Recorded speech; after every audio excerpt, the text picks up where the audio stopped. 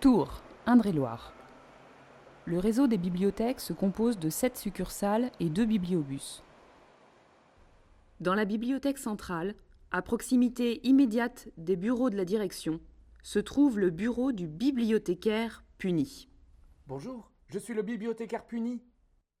Je vous invite à découvrir avec moi le génie du lieu à la bibliothèque de Tours, parce que moi j'ai découvert plein de choses. Aujourd'hui, des abords pleins d'histoire.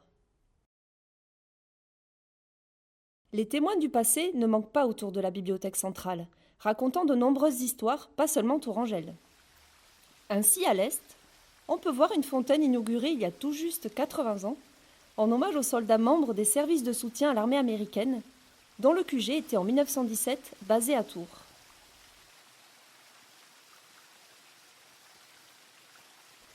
Elle a été élevée sur l'ancien emplacement du cirque de Touraine et dépend de l'American Battle Monuments Commission. Créée en 1923, cette agence indépendante du gouvernement des États-Unis entretient les mémoriaux et cimetières militaires américains partout dans le monde. À l'ouest, parmi d'autres monuments aux morts, on trouve une fontaine en hommage aux victimes de toutes les guerres. Elle a été érigée en 1982 de l'autre côté du pont Wilson. C'est la statue de Rabelais qui a pris sa place près de l'université. On distingue derrière la fontaine des pots d'ornement. Ils proviennent du château de Chanteloup, près d'Amboise, démantelé au XIXe siècle.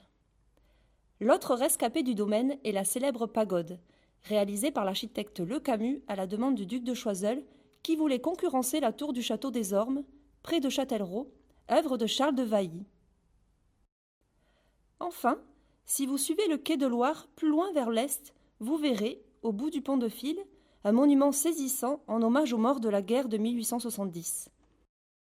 Déplacé de la place du Chardonnet, il fait désormais face au château de Tours. Autant de témoins du passé sur lesquels vous saurez tout en furetant dans la salle patrimoine Touraine-Val-de-Loire de la bibliothèque.